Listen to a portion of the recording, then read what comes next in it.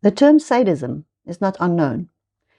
In 1886, the sexologist Krafft Ebing treated the Marquis de Sade's work as a compendium of sexual pathologies, and he gave the term sadism its clinical definition.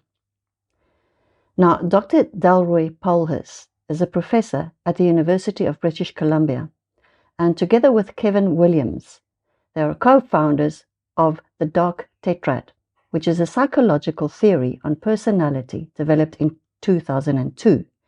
And this encompasses Machiavellism, psychopathy, and narcissism. It is a monumental piece of work.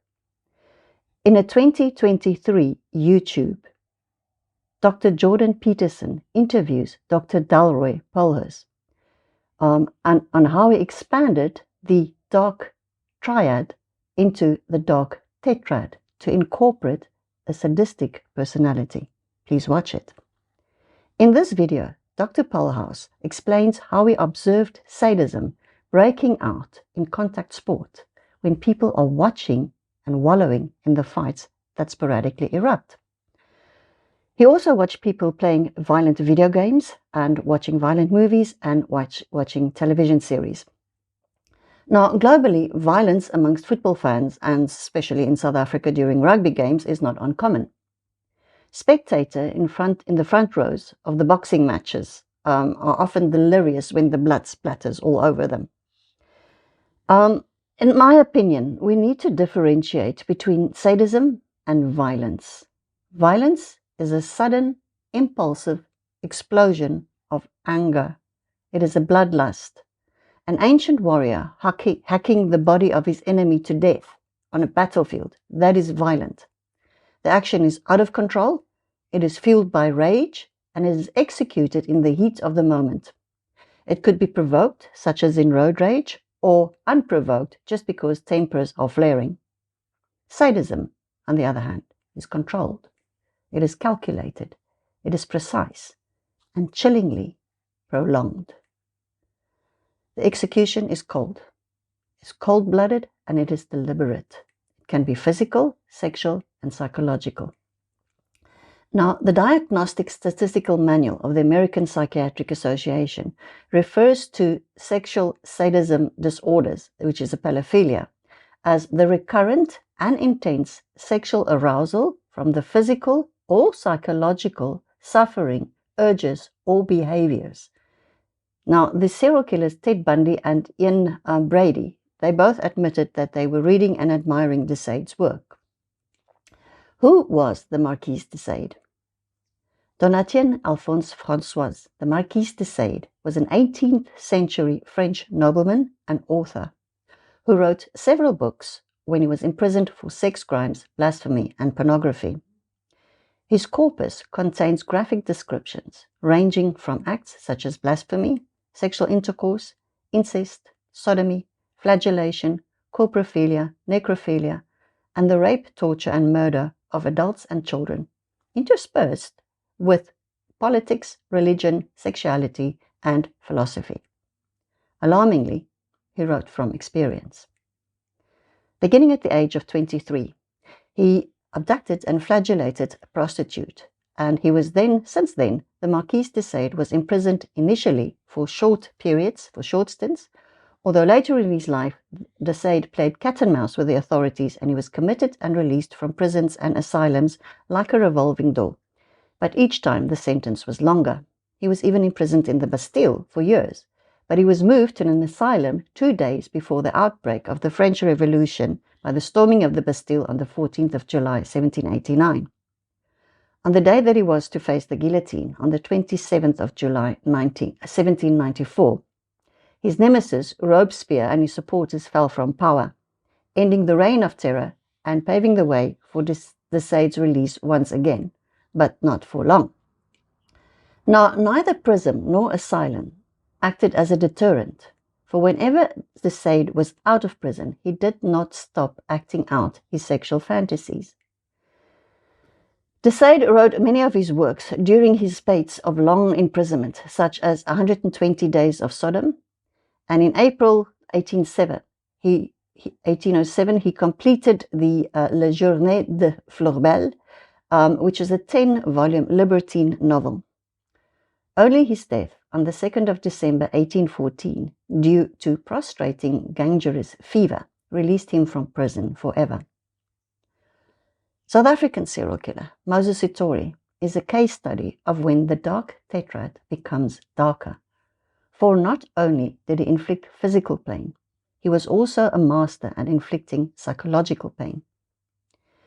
In 1989, Moses Sithole was convicted for rape and he was sentenced to 7 years in the Boksburg prison. He was a model prisoner and he was released in 1993. Like de Sade, prison did not deter him.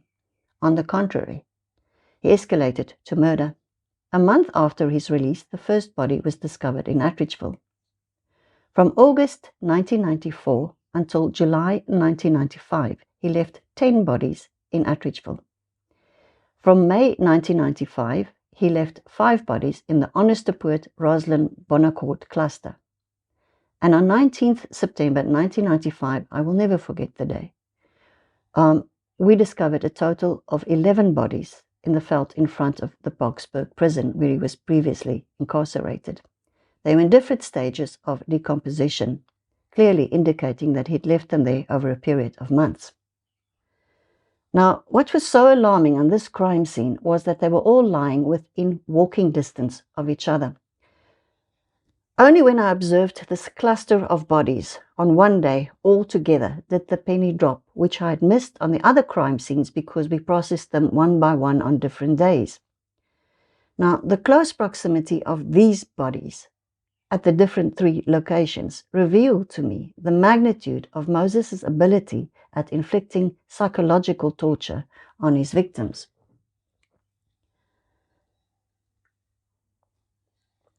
Imagine a woman desperate for work, meeting a charming man who raises her expectations at finding employment. Donning his psychopathic cloak, one of the Dark Triad personalities, Moses had perfected his role as a charmer, adjusting his sales talk to suit the particular needs of that woman. He raises her hopes and her dopamine levels. She goes home telling her family of this wonderful job opportunity that came up, and she has another appointment with this man the next day.